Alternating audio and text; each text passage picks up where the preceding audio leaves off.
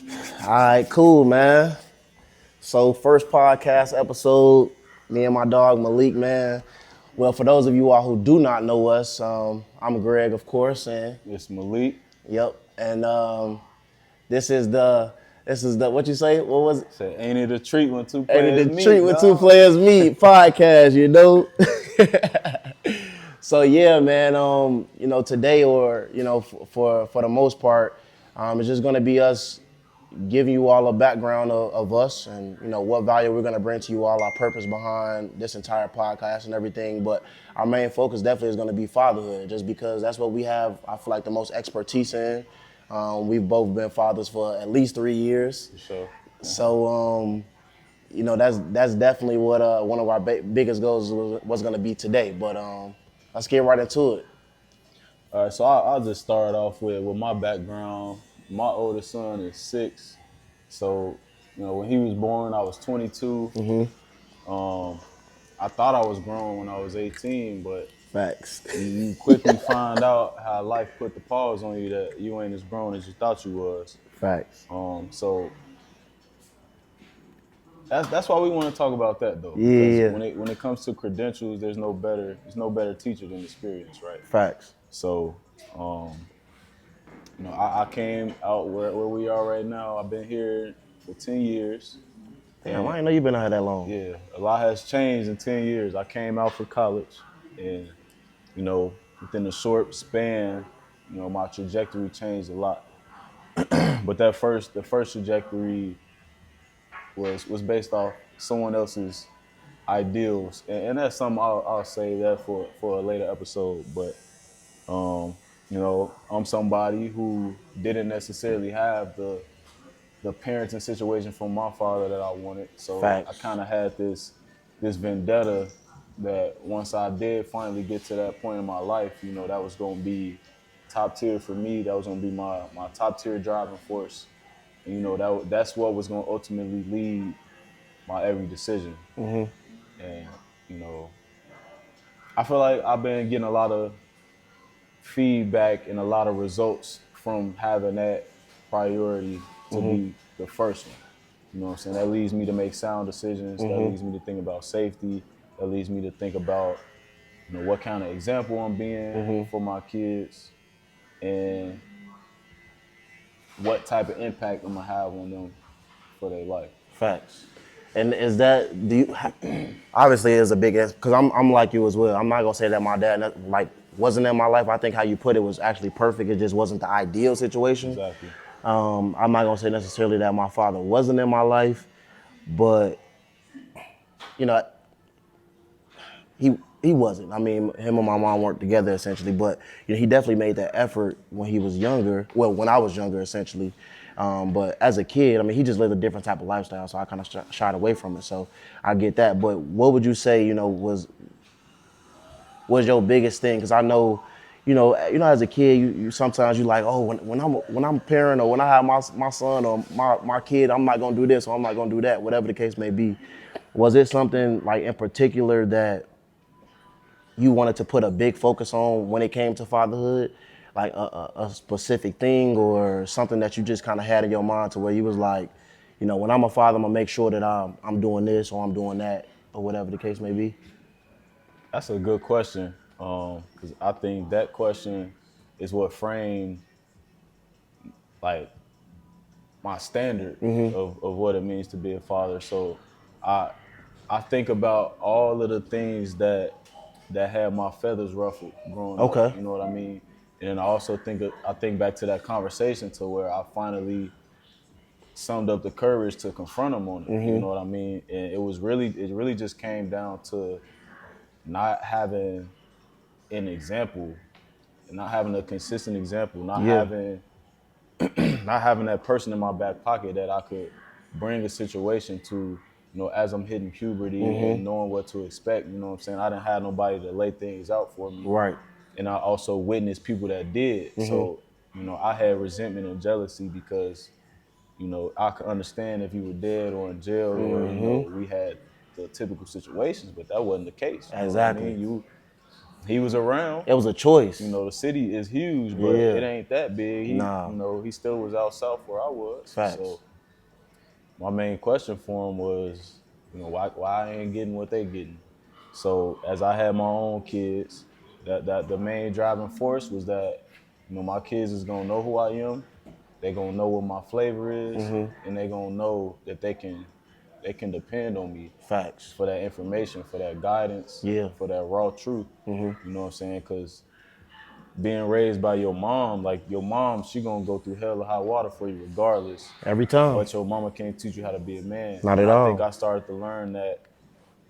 I probably was like 11 or 12 when I started to be a little defiant. You know what I'm saying? When I'm thinking for myself, when you told me this and this happened, and then when the two meet, it ain't add up like you said it was. I want to know why. Yeah. So now I'm questioning stuff. I'm not just taking it for face value no Yeah. more. I want to know why it worked that way and why it don't work that way. You know what I'm saying? And you just telling me ain't enough. Right. So with me starting to understand who I am and how I learned as a kid and as a developing adult, I know that I'm the type of person that I like to go see for myself. Yeah. And my mom picked up on that, so I'm gonna give her kudos for that because she understood that about me. She understood what my learning style was. So she started to catch on that she can tell me something, but I'm gonna still go and try to figure it out for myself. So once she got that information, she's like, I'm gonna just tell you, and what you do from there, you can make your own decisions, but just know that it's up to you to live with the consequences of that decision. Yeah. So that kind of forced me to be calculated. I ain't got the safety net of my mama, and I feel like if my dad was playing the role that I needed him to play, he would have told me that right out the gate. Yeah. You know what I'm saying? Now, would you say, how did you go about navigating those waters? Because, we didn't have those role models. We didn't have what essentially our father, our specific father that was there for us. Was your mom dating to where she had men or good father figures that was brought into your life? Did you go out and seek those at a certain point in time? Or did you did you read books? Did you seek mentors? Or did you just solely just go off of experience and just kind of, allow God or, whatever higher power to kind of guide you through that process of, say, fatherhood? I think it was a mixture of everything, bro, to be honest with you. Cause there was a shift at a certain point in time, and I think I could attribute that to sports. Yeah, okay. So, growing up on the south side of Chicago, and we moved around a lot, but we spent most of our time on the south side in the hundreds. So I was an outside kid, super active. I ain't like sitting still. Like I had a lot of energy to exert, so I was always outside. But there came a time, man, where the people I was outside with started getting on some other stuff, and I had that gut feeling, and I'm just like, this don't feel right. There's a couple times where we running from the police, and I was the one that got caught, and I'm the only one on the bike. You know what I'm saying? So it just didn't add up, but I just know it didn't feel right. Facts. You know what I'm saying? And I thank God that I have such a strong intuition, because that kind of was the tip of the iceberg for me to realize that I needed more than what my mom was able to provide. But to answer your question about, who was around, there was a select few people that come to mind when I think of role models. But my mom, she didn't bring too many people around us, and the ones that we spent the most time around were ultimately like halfway decent dudes. You know what I'm saying? No, that's what's She up. ain't really mess with bums, and if she found out he was a bum, he wasn't there for that long. Right. But once she started to put two and two together, as far as like what I'm doing outside in the city, she like, yeah, the devil's at play when you got idle minds. So she put us in some organized sports. Okay. And I haven't thought about it since that memory, but just now I remember when she first told me, like, yeah, I think I'm gonna put y'all in baseball or something like that. I remember being so nervous about it. Like, man, like I don't know how to play baseball. I don't know who's gonna be there. Like I felt that social anxiety start to stir up. But after that, I think that was a turning point. Just, being forced to like face my fears in uncomfortable situations. Cause all the way up until then, I'm being coddled. If I ain't like something, your mom is gonna cater to you. Of course, Like, that's what she's supposed to do. always. And that's why I argue that the father is there to play that devil's advocate. But Yeah.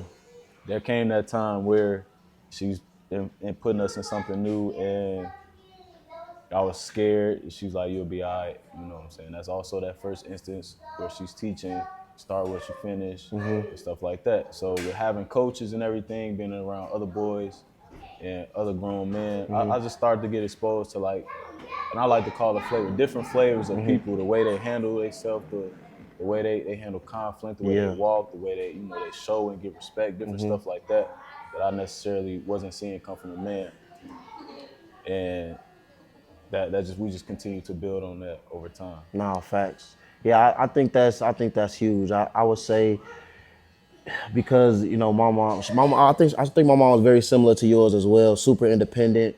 You know what I'm saying? She always did her own thing. She always had her own bag. She worked a full-time job, was a full-time student as well, graduated from college, top of her class, as a full-time mother, working full-time as well.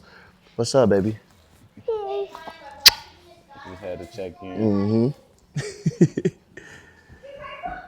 So it was definitely it was definitely a little bit difficult for her. I can tell, at least now, growing up and having my own son, I know I can see that it was difficult for her, especially me having to navigate the waters myself and not having that mentorship before. I had to go out and seek it in other individuals.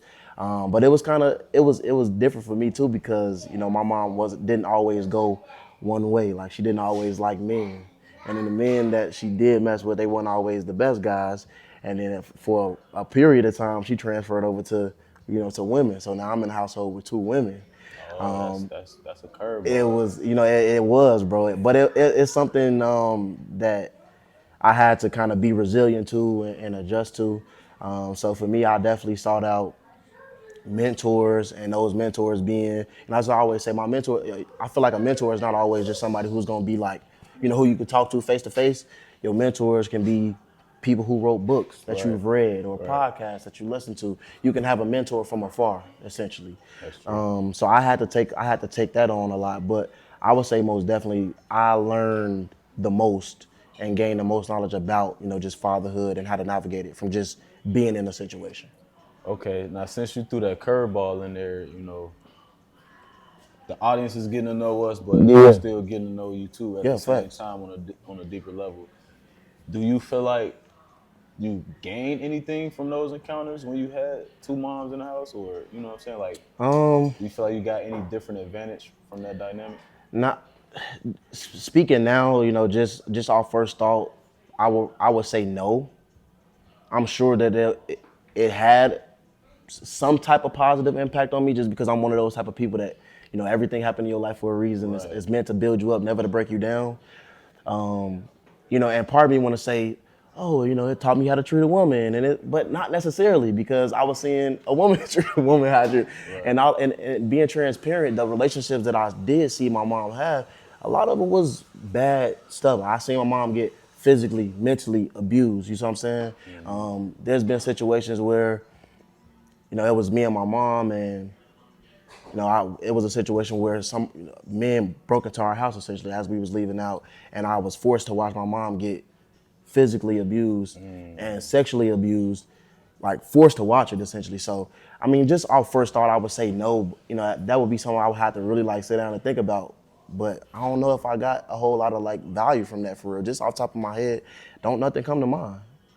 I don't know if it helped me out in any way, shape, or form because I don't know. I mean, most of my family is women. I got a lot of women in my family, a lot of female cousins, more than male cousins for sure. So it's like I've always been around that feminine energy, but I don't know if it helped me out too much, if I'm being transparent, Okay. you know? So it was, it's different. It was different navigating those waters, but like I said, I definitely feel like I've learned the most by just being a dad, actually just being in those situations and just navigating it from experience. And I think you hit it right on the head by just saying the best teacher a lot of times is just experience, it's going through it, it's failing, falling on your face. So I think that's huge. And I think that kind of, it ties perfect, So I think it's a perfect time for us to talk about, now that what is fatherhood to What us? does it mean to be a What father? do that mean? What do that mean to us? How you Okay. feeling? I guess I could go ahead and jump in it. So for me, my principles is I think the biggest thing for me is just readiness. Okay. You know what I mean? Just What you mean? Elaborate on that. readiness for life because bro, we got so many years as adults. You know, Yeah. the childhood is such a small like fraction of that. Facts.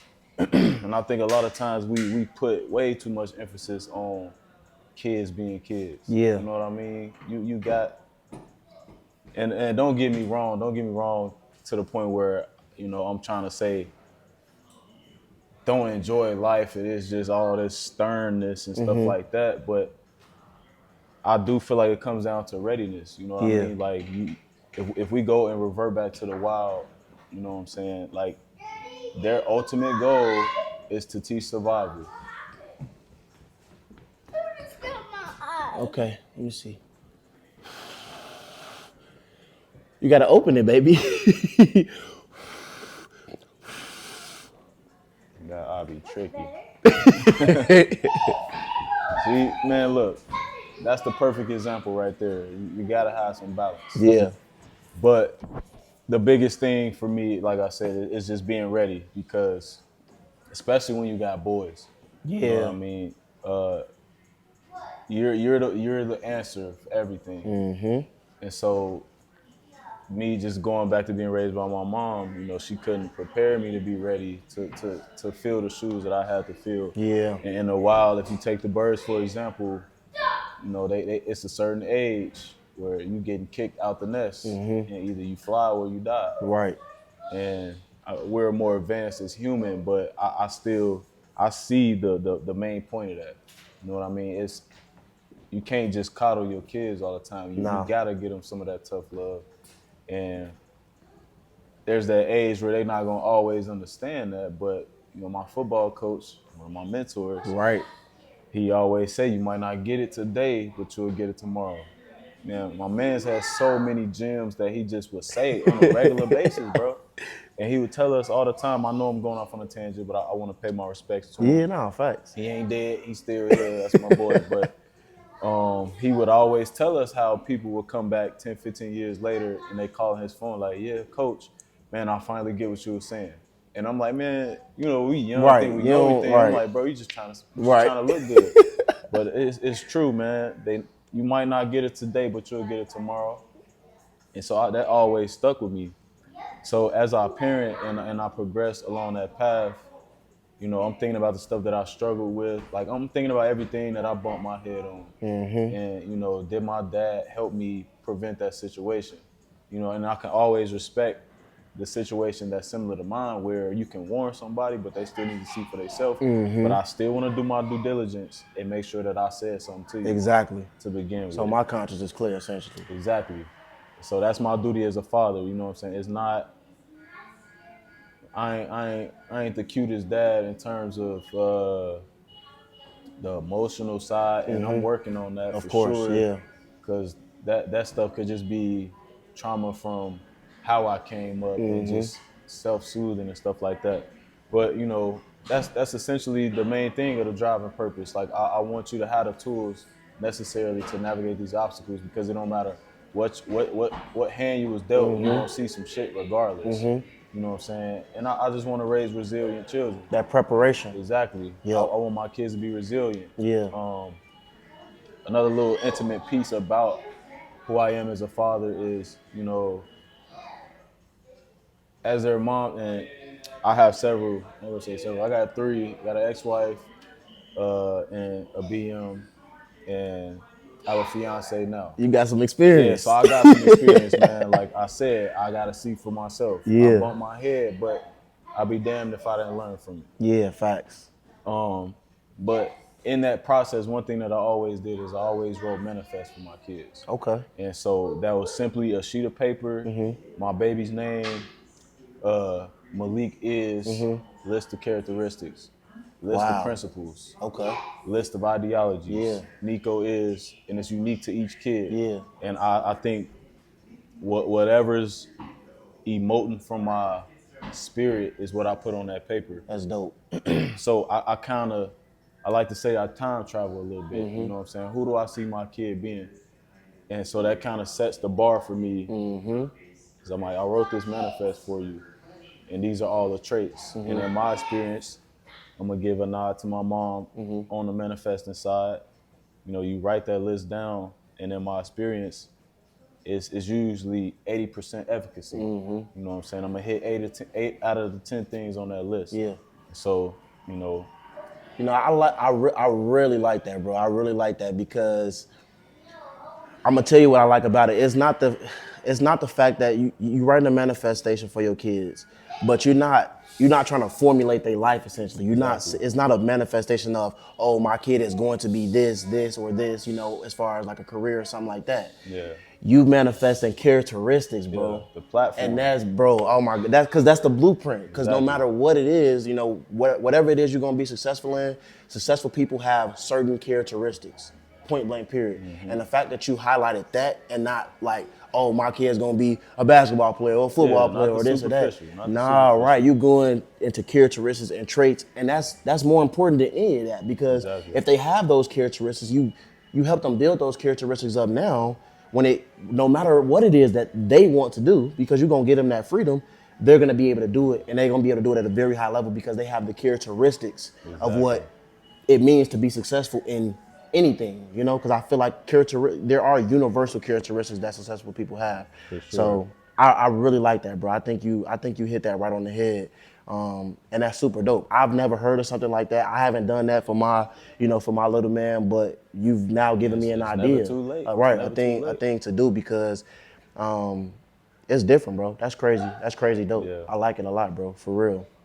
And I would attest to the same thing. I think you hit it again right on the head with the preparation. I think that's one of my biggest things as well, is just to make sure that my son is prepared for this world. You know, prepared mentally, prepared physically, of course, but definitely mostly mentally because, you know, you and I both understand and know that everything starts here first. You know, it starts in the mental first, and then it just kind of cycles down from there. So I think the preparation is a huge part of it. But I also want to highlight, like you mentioned as well, that emotional side of things, because we know as men, society bring us up to say, oh, men don't cry, or you know, you soft if you expressing your emotions or whatever the case may be. But again, you know, that's something that we got to break. You know, it's a cycle that we should break within our children, because the more our children, I'm not just gonna say our son because you got a daughter as well, the more our children are able to be, especially our men though, be more in tune with their emotions and feel comfortable and confident in being in tune with their emotions, it's just gonna allow them so much more success later on down the line when it comes to them starting their own families, them dating women, starting businesses, you know, going into jobs, et cetera, et cetera. They'll be able to identify what they feel. They'll be able to articulate how they feel. They'll be able to figure out why they feel this way, you know? And all of these things are extremely important. That emotional aspect, that spiritual aspect of life is top tier. So I think for me personally, one big thing that I take pride in with my son is being emotional. You know, it's okay to cry. It's okay to feel this way. It's okay to be upset. It's okay to be angry. Whatever the case may be, it's okay to have those emotions. And again, he's super young now, so it's only so much I can dive into, but I do make sure that I affirm him as much as I can when he have those emotions, when he have those feelings. He's upset, he's this, he's that. Baby, it's okay. I understand that. It's okay to be upset. It's okay to be this. It's okay to be that. What's up, baby? Hey. What's up, my baby? Can I have your camera right quick? Can you have my camera? Yeah. Okay, take that one. And I need a minute, okay? Don't keep running in this joint, man. Just take the whole thing, bro. Take the whole thing. Take it. No, yeah. All right, so I think that's a good segue for the topic of gentle parenting. I had made a Facebook post not too long ago, and man, I was just saying it, like I wasn't trying to stir the pot or trigger nothing, but it was just a piggyback off a conversation I had with a client the other day, and he asked me, was I a strict parent? So go ahead and start the segue. Like, what's your take on? It do come on, baby. It's on here. I'm finna start recording. There you go. It's recording. So what's your take on gentle parenting? I think it's It's a balance. I think it's a balance. I don't want to say necessarily, gentle parenting has to be, what you see. Oh, baby, it's okay. It's this, it's that. I feel like at the same time, gentle parenting can also be a strict and a firmness because in order for them to, how do I put this? I'm trying to figure out the best way to kind of put it. In order for them to really understand, like, mom and dad, want the best for me. I don't think they'll ever understand it at this like point in time, essentially, as far as like being this young. They won't ever realize that until they get like much, much older than what they really are. But I just think it's such a touchy topic, man. I feel like you gonna have your moments, you know what I'm saying? You're gonna have your moments where you can be your best, but you also gonna have your moments where you lose your cool. Yeah. And that's okay. Because I feel like the same way we have to give them grace and understand, like, okay, they're kids, they don't know any better, and they're this and that, they're that. We also have to give ourselves grace and be like, okay, we're an adult, and yeah, we don't have the patience that we used to have, and it's hard for us to put ourselves into a kid's shoes, in certain points in times, in certain moments, to be necessarily gentle. You know what I'm saying? I feel like there's a time and a place for everything, and not all the time, are things gonna get across being gentle. You know what I'm saying? Parents, you know what I'm saying? You out there in the world, our audience listen to this, if you a parent, you understand. You're not gonna ever always be, oh, it's okay, is this, is that. But I think that's where we have to grow, not only as within ourselves, but our kids will eventually grow and start to develop as well, to understand that, that's just, I just don't think it's very realistic to be a gentle parent all the time. And I also don't think that gentle parenting is soft and sweet all the time. I don't think it's always just, the necessarily gentle. I think sometimes you gotta be firm, and you gotta be a little bit aggressive, especially us as dads, bro, especially us as fathers. They gonna get that gentleness from their mom. Yeah, they wanna see it from us sometimes too, but I feel like that's our big role, is like you said, to play devil's advocate and to have that balance, that flow, find that flow between being necessarily gentle, but also being strict and firm as well, if that makes sense. Ultimately, if I was to just sum it up, I would just say that, there's no such thing as 100% gentle parenting, bro. It's just not. I don't think that's realistic at all. Yeah, I think that's like fairy tale. It's not realistic, and I think, 'cause I feel like it's a fad. You know what I'm saying? Yeah. With the way the world is right now, there's a lot of liberal stuff in the world, and I think gentle parenting is just those kids that were abused and they're pushing back. And they do that. You know what I'm saying? It's especially like, that I age. ain't never whooping my kid because they got whooped. You know what I'm saying? And I got whooped. That used to be me too. I got whooped, right? But guess what? I don't know if it's just me as who I am, but hey, I ain't gonna lie to you. I always felt better after I got my ass whooped. I'm not gonna lie to you. It might be weird, but the thing is this, I ain't never get punished just because somebody was in a bad mood. So I can give myself a point. I'll give my parents a point for that. Right. And that's why I'm not one of those people that was abused and they're siding on gentleness. Mm-hmm. Because I'm one of the ones that did get whoopings, and I see the value of getting those whoopings. And I seen them after, my ass stopped being on fire. Mm-hmm. You know what I'm saying? Because first of all, after having such an exertion of energy of getting that whooping, and I'm crying, I'm snotty, I'm red, you know what I'm saying? That adrenaline's pumping. Hey, it's the time. Okay, baby. That adrenaline's pumping. I didn't cry myself to sleep. And I wake up, I stretch. I feel better. Right. I feel good. And, I shouldn't have did that. Right. I shouldn't have did it. And you definitely weren't thinking like that then. No, at the time, I shouldn't have did that. Right. But when I got in trouble, right. It was on some slick. I think I could get away with it. Right.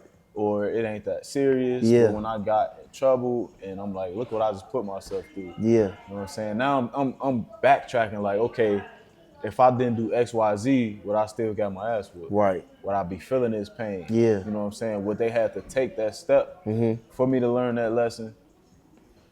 Nah. You know what I'm saying? So now I'm like, okay, that was on me. So would you say, so you think that obviously having, spankings and whoopings, it's okay. It's a benefit to it. I think it's okay if your kid pushed you there because I like my oldest is 6, so I got 6, 4, and 2. I ain't whooped none of them. Ain't never whooped none of them. Baby, daddy shooting a video right now, baby. Okay. Yeah, I need you to stop running in the camera. You see how he chilling over there? He's not running in the camera, baby. You can't keep running in here, okay? All right, go chill out. We could wrap it up soon. I know right. we get Love a lot you. of your daddy's time. Where were we at? Yeah, so you were saying that you got your kids. You haven't really whooped them. Right, I haven't whooped them. So Now why? Because you said that sometimes after you've gotten a whooping, you felt good as a kid. So why haven't you gone to that extent? because As a parent for you. I feel like there's levels to it. I think that's the best way to answer it. You know, everything don't deserve Yes, a whooping. baby. Sure, buddy. Everything don't deserve a whooping. You know what I mean? Some things a conversation will suffice. Some things a little pop on the forehead will suffice. And as I study and watch my kids, I don't think they've done anything that was at the level of you need your ass whooped. Right. You know what I'm saying? They haven't showed that level of defiance. Were you getting? Do you think you were getting? Sorry to cut you off. Were you getting whoopings at that age? At your oldest child's age? Let's just run with your oldest child. Yeah, I think, and it could be just at that time we ain't got there yet. Right. Of course. The first whooping I can recall was probably 6 years old. Really? Yeah, I think it was 6, but there's only maybe 5 in my lifetime where I got whooped. Now let me ask you this, because you also said that you never got a whooping necessarily for no reason, right? And this is kind of where that. So at what point do you hold your parents accountable for having enough where's that line being drawn from having self-control to where it's like I'm whooping you because let's be realistic, you got a whooping because your parents was angry. Whether it was something you did, said, whatever, they were angry. But that also, it could also be taken as you're showing your child that when I get angry, it's okay for me to put my hands on somebody. Once I get to a certain level of anger, I can, if they haven't put their hands on me, no matter, once I've hit a certain level of anger, I can put my hands on them now. Because it's arguable that that's what they gave you, that's what they showed you it was okay to do. Once I get angry or once a person does a certain thing to me, I can put my hands on you now. Where have you drawn that line to where, because now it's arguably I would say that you're better than your parents. You got a lot more self-control than them. Honestly, there's not, especially once you get to a certain age, there's not a big list of things that would justify hitting your child or giving them a real live whooping. At some point you gotta be like, I'm upset right now. You know what? Let me take a step back. Because a lot of times, you said that they wasn't in a bad mood, but if they was in a good mood, they wouldn't have whooped you.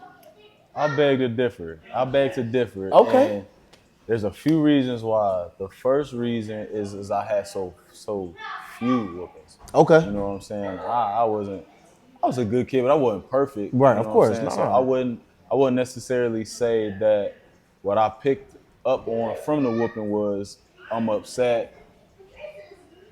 Now I have the right to whoop your ass. Like I said, it was just the levels of what I did, the severity of it. Okay. And they also would talk. They talking while they whooping. All they do. Me. You know what I'm saying? It hurt, but Everybody I got that. It Yeah. hurt me more than it hurt you. I'm synthesizing that at the time, man. That hurt me more than it hurt them. So I think they did good by just saying that little piece. Yeah. Give me some water. Baby, yes. And stop getting your butt in this camera. I'm not going to tell you again, Okay, little boy. I promise. I promise. Okay. So I think, with them saying it, it hurt me more than hurt you, that's telling me it was necessary. Yeah. You know what I'm saying? That's telling me you don't want to put your hands on me, but I got to in order for, to rectify the situation. That taught me cause and effect. You know what I'm saying? Just use your water bottle, baby. You got a water bottle in the backpack. Look in the backpack. It's a water bottle in there. Yeah, that tells me cause and effect. Yeah. So I don't know, man. It's like I want to give this information, but I feel like I didn't process things the way most people did. Just sit it right there, baby. I feel like I didn't process stuff the way most people did. Nah, I don't think so. I'm naturally an introvert, you know what I mean? So I have countless hours of just thinking and replaying situations throughout my life. And the whoopings I got, bro, I deserved them joints. I deserved them. But there's also times where they talk to me and, I received it. Now, if I were to bring an example with my middle son, he gets into some stuff. My little redhead boy, like he gets into some stuff. He tests the system. He tries to see what he can get away with. I think, they all do that. And so with him, this is where I'm learning that piece of trial and error when it comes to parenting. I say my first son was a little bit easier just because me and his mom was more on the same page. She came from a more disciplined background. She had both parents.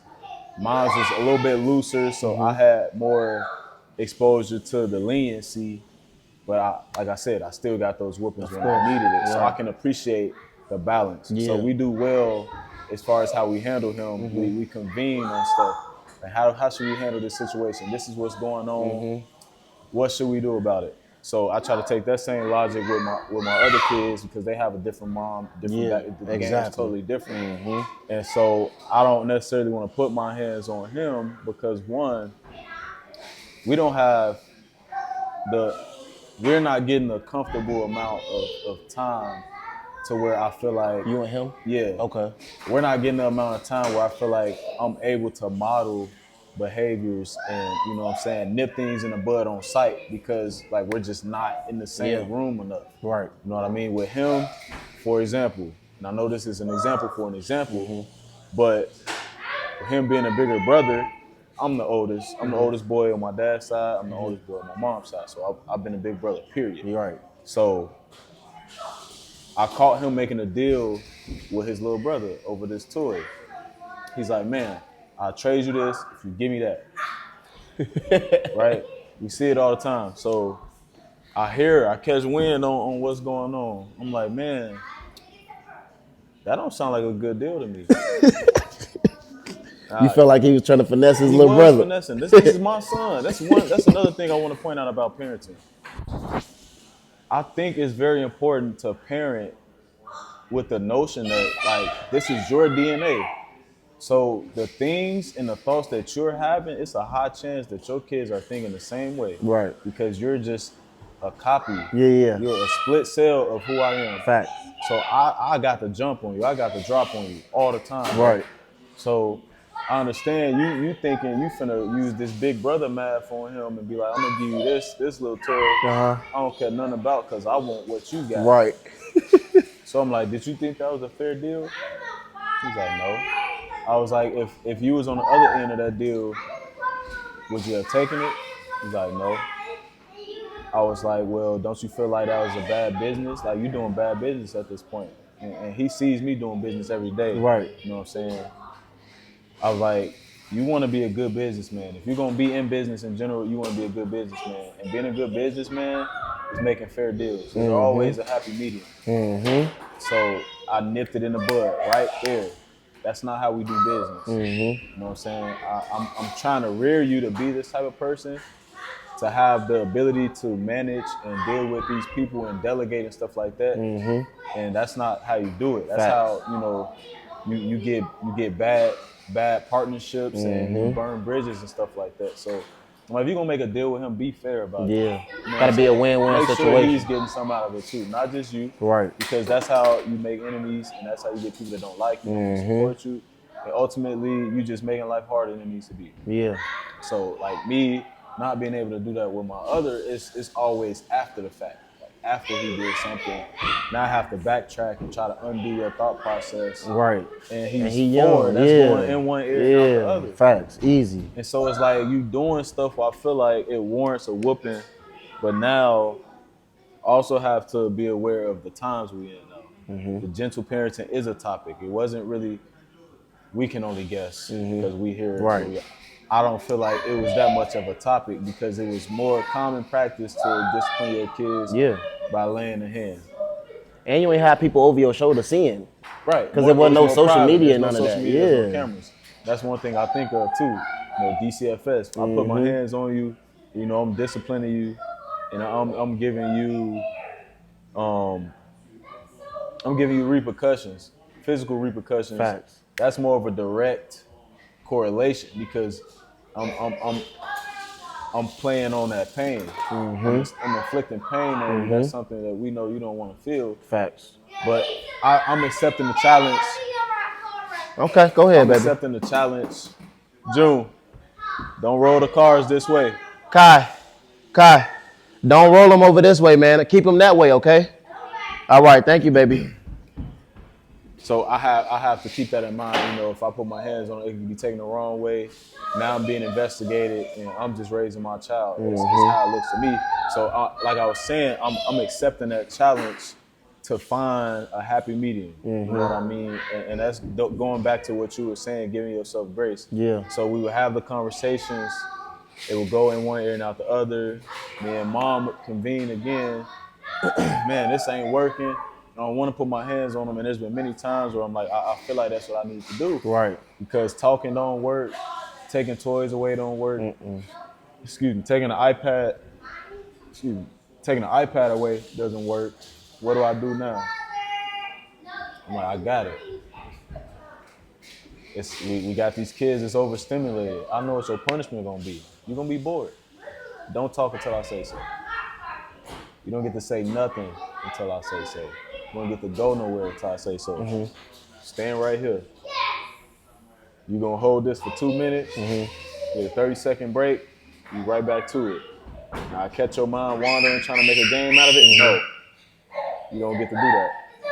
So I ain't putting my hands on you. Right. I'm getting my point across. Yeah. And that's gonna hurt. Yeah. It's physical conditioning. It's mental, because now you have to be aware of these boundaries that I'm brutally enforcing. Fact. Because I'm standing right there. Forcing them to focus. And I'm sitting here with you. And I'm finna go watch something boring on TV. You're gonna be bored out your mind. Think about that next time, because that's what I'm trying to get at. I'm trying to unlock the thinking. You know what I'm saying? I don't want it to just be fear related. I want you to be doing the correct math. Facts. While you living your life. Yeah. You know what I mean? That makes sense. And so like that's what I've been trying to lean more towards, and I think that's a very good example. Now, with me, that my kids are still being so early that bar is gonna raise, and I'm gonna have to get more creative with that situation. Yeah. But the way I came up with that is I sat on it. Like we now it's the aftermath. What do I do about it? I sat and I just really was thinking about it. Like, what do I do? What do I do? I'm just let you be bored. And I think that worked out tremendously, in which that is a testament to trial and error. The talking didn't work, which, that's the gentle parenting that we brought up. And so if I was to reflect on what I'm seeing with the rest of the world, I think it's too much gentle parenting. And I think it's due to just a confusion with how that topic is used. They kind of take that as, discipline is a bad thing. Yeah. Structure is a bad thing. Being stern and anal is a bad thing. They don't want to be resented and disliked. And I agree with that 100% because I worry about that too. Still to this day. Like within your kids, having them resent or disliking you. Having, different households. And being exposed to different things. Now, we have a big village, but you got all these different parenting styles. So when you're at your mom's house, you might be able to get away with stuff over there that you already know not to try over here. So I just have to be mindful that. Baba, you been a little bit too loud, baby. I have to be mindful that there's some stuff that that might not play out how I want it to because there's outside variables that kind of might change my outcome. It's just I don't know, bro. I kind of like to get scientific with it because there's data, there's the cause and effect. Like I use all of that stuff to my advantage. So As you should, bro. I try the simple stuff, but I do know that a lack of all of that stuff, you usually don't get the best kids. Yeah. But I also know that too much of that stuff, you create a more crafty, sneaky, deviant child that's just trying to get over. Yeah. You know what I mean? And I don't want that either. Yeah, it's a thin line, man. Because I would say I was definitely one of those kids. My mom was one of those more lockdown type moms. She was one of those more, and it wasn't necessarily a bad thing. I understand it now that I'm older. It was just, when you get where you're going, call me. Or, you can't go over this person's house unless I talk to their mom. Right. Or this person can't come over here unless I talk to his mom. Or, you have a girl over, y'all got to sit on the couch. She was one of those. Or if you're going to go out to this party, you got to let me know once you get where you're going, whatever the case may be. So she was one of those more strict, more lockdown moms. And that definitely caused me to be a little bit more sneaky and devious in the things that I did because I couldn't do a lot of the things that I wanted to do in the ways that I wanted to do them. You know what I'm saying? Because I'm, like you said, you got parents that are a lot more lenient, and then you got parents that's like, nope, they super strict or much more strict than the others. And, I'm seeing my friends being able to move around, go to parties and do these things that they want to do, go out with no issue, from my point of view at least, because I'm from the outside looking in. Right. And then whenever I want to go out and I want to turn up, I want to do this, I want to do that, I gotta call you. I gotta remember to call you, let you know where I'm going. Or if I want to go to my friend's house, you got to talk to their mom. Or I'll listen. For me, as a kid, it was just, it was just extra. It was an extra step. So I definitely say that, you do too much, it'll get you there. You do too less, that's a problem too. Extremes. You want to stay away from any of the extremes. Yeah, facts. You got to follow the line, I think. But I think that's also why co-parenting is so important. Yeah. Because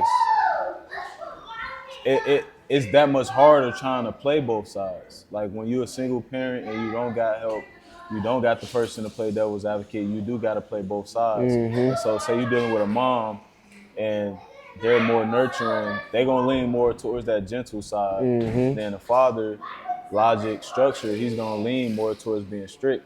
So that's why, it's so important and there's so much power in having that co-parenting, and that's why you want to strive for a wholesome family.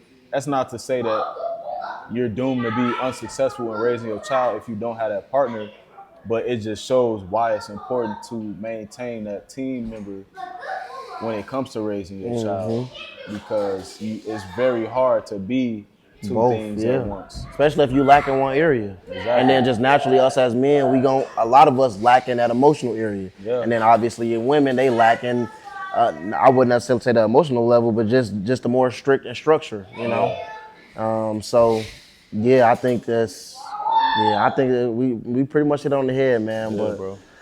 It's gonna be subject to all the whole gentle parenting thing. It's gonna look different for everybody too. It's not gonna look the same, I don't believe. So that's pretty dope.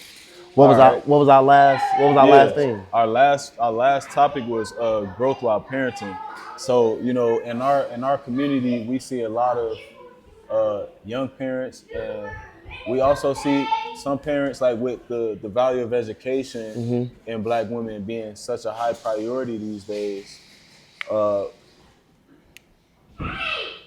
We kind of put this pressure on ourselves to have things figured out, and so some people might feel that a young parent is less capable than an older parent, and the older parent might, on that same receiving end, feel justified in the fact that their ability to raise a kid is better. But what it boils down to is that it don't matter your age. We can get scientific and talk about how the frontal lobe ain't fully developed until like after 25 or something like that. But at the end of the day, it don't really matter what age you at. You learn as you go. Just like your kid is growing up, it would be beneficial to look at your age as a parent. You know what I'm saying? You're a 3-year-old parent. I'm a 6-year-old parent. You know what I'm saying? The parent you are today is gonna be different from the parent that you're gonna be as a 15-year-old. You know what I mean?